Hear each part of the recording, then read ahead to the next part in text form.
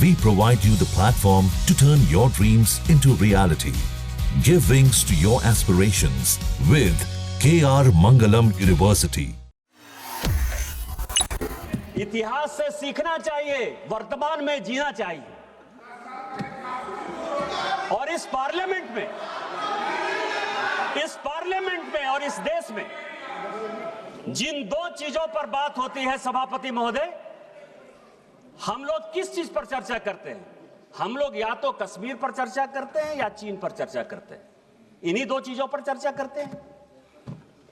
और प्रियंका गांधी और राहुल गांधी जी को लगता है कि नेहरू जी पर उनका एक स्टाम्प है।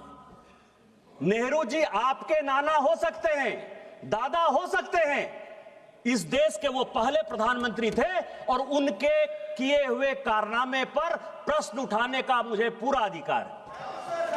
आपकी कोई गारंटी नहीं है, आपकी कोई यूएसपी नहीं है, वो इस देश के प्रधानमंत्री हैं। और यदि लम्हों ने खता की, सदियों ने सजा पाई, तो हम जो सजा पा रहे हैं उसके बारे में प्रश्न उठाने का मुझे पूरा अधिकार है।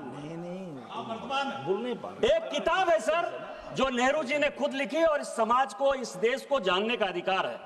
उन्होंने लिखा, उनकी किताब है glimpses of world history. Chair पे आना है 4 बजे। और वही कांग्रेस की मानसिकता और विपक्षी पार्टियों की मानसिकता वहीं से निकलती है।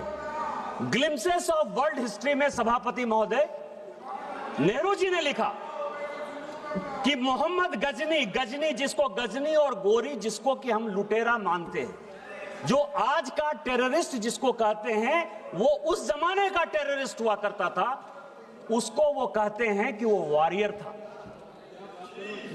उसको वो कहते हैं कि वो केवल अपने अंपायर को एक्सपेंड करने के लिए आया था और उसने हिंदुओं पर कोई जुल्म नहीं किया। ये ग्लिम्सेस ऑफ वर्ल्ड हिस्ट्री में खुद मिस्टर नेहरू लिखते हैं। और यही आज की मानसिकता है। और दूसरी मानसिकता जिसमें कि नेहरू जी के किए हुए कामों पर ये परिवार क्वेश्चन उठाता है। मैं आपको बताऊं कि पाकिस्तान, जिसको कि माननीय गृह मंत्री जी ने बोला, मैं उसको आगे बढ़ाना चाहता हूं कि आखिर पाकिस्तान क्यों बना। और ये मैं सभी को बताना चाहता हूं कि पाकिस्तान क्यों बना। पाकिस्तान दो लोगों ने बनवाया, एक का नाम था मिस्टर जिन्ना, दूसरा का नाम था लियाकत अली।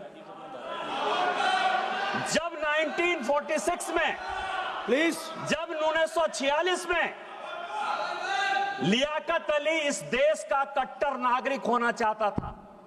लियाकत अली वेस्टर्न उत्तर प्रदेश का था और वो यहीं बैठकर राजनीति करना चाहता था। 1946 में जब संविधान सरकार बनी, मिस्टर नेहरू ने और लियाकत ने अपनी आत्मकथा में लिखा है कि नेहरू ने अपनी बहन विजय लक्ष्मी पंडित को 1946 में जब मॉस्को का राजदूत बनाया, उस चीज से लियाकत इतना दुखी हुआ, परिवारवाद से इतना दुखी हुआ कि उसने उसी दिन डिसाइड कर लिया कि जिस दिन भारत का पार्टीशन होगा मैं पाकिस्तान चला जाऊंगा, और पाकिस्तान और हिंदुस्तान का बंटवारा हो गया। वही परिवारवाद आज कांग्रेस को यहां तक ले आई है सर, इस देश को यहां तक ले आई है। अब मैं आपको बता रहा हूं कि हम लोग कश्मीर पर बात करते हैं, 370 पर बात करते हैं। प्लीज बैठिए, प्लीज बी सीटेड, प्लीज माननीय सदस्य बैठिए। मैं प्लीज सुनिए इनको। सर ये कांग्रेसियों की आदत है, ये मुझे बोलने नहीं देते। ज्यादा सुनना पड़ेगा फिर। मैं आपको बताऊं सर, अभी पूरा डेलीगेशन, हम लोग 7 डेलीगेशन गए, संजोग से मैं भी उस डेलीगेशन का पार्ट था। हमने ये कहा सभापति महोदय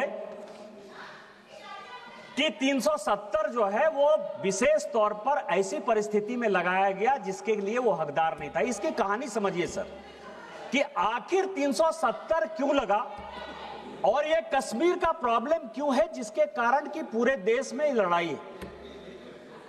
जब 1942 में भारत छोड़ो आंदोलन हुआ, पूरे देश की जनता भारत छोड़ो आंदोलन कर रही थी।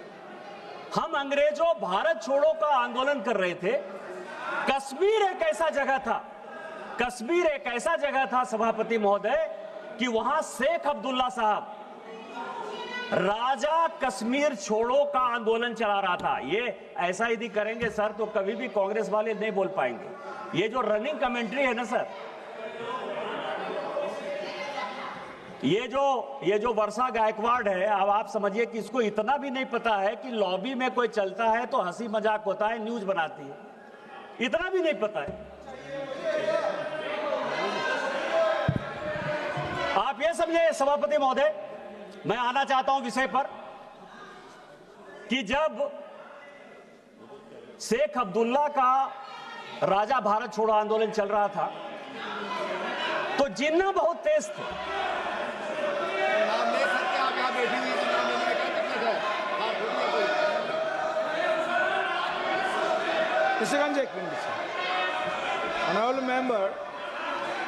Honorable member, please be seated first.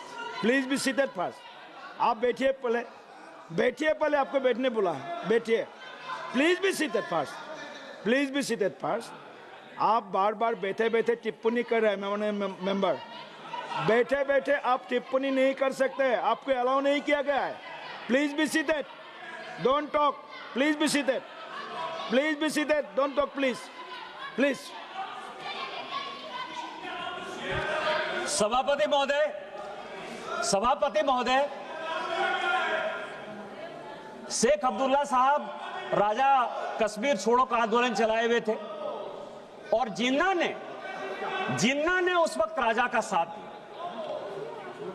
और जिन्ना ने जब राजा का साथ दिया और जब 1947 में भारत का विभाजन हुआ, उस वक्त राजा को यह लगा कि नेहरू जो है मेरे खिलाफ, नेहरू मुझे किसी तरह से भारत के साथ नहीं रहने देना चाहता है और जिन्ना मेरा समर्थन करता है, लेकिन मैं जिन्ना के साथ नहीं जाऊंगा, नेहरू के ऊपर मुझे विश्वास नहीं है। इस कारण से उन्होंने 2-3 महीना अपने डिसीजन को कि भारत के साथ मिलना है कि नहीं मिलना है, उस तरह से उन्होंने डेफर किया। लेकिन जब उन्होंने फिर एग्रीमेंट साइन किया, वो वही एग्रीमेंट था सभापति महोदय जो 600 राज्यों ने अलग अलग इंस्ट्रूमेंट ऑफ एक्सेशन साइन किया। जब मणिपुर के साथ वही लागू हो गया, जब कच्छ के साथ वही लागू हो गया, जब उत्तर प्रदेश के साथ वही लागू हो गया, तो कश्मीर में कैसी ऐसी बात थी जो आपने उसको धारा 370 दे दिया? और यदि जिनको लगता है कि 2 नेशन थ्योरी के आधार पर वो साइन नहीं हुआ, तो जब सिक्किम 1975 में भारत में मिला, जब गोवा 1962 में भारत में मिला, तो उसको 370 आपने क्यों नहीं दे दिया? आज जो ये कश्मीर के हालात हैं, उस हालात के पीछे यदि नेहरू गांधी परिवार जिम्मेवार है तो हम जिम्मेवार नेहरू जी को ठहराएंगे या नहीं ठहराएंगे? इसमें प्रियंका गांधी और राहुल गांधी को परेशानी क्या है? ये आप कह रहे हो, मैं आपको दूसरी बात कर रहा हूं। चाइना की बहुत बात, जितने अखिलेश यादव जी बोले चाइना के बारे में बोले, कनिमोझी जी चाइना के बारे में बोली, सुप्रिया जी चाइना के बारे में बोली, जितने अपोजिशन के आदमी हैं सब चाइना के बारे में बोल रहे हैं।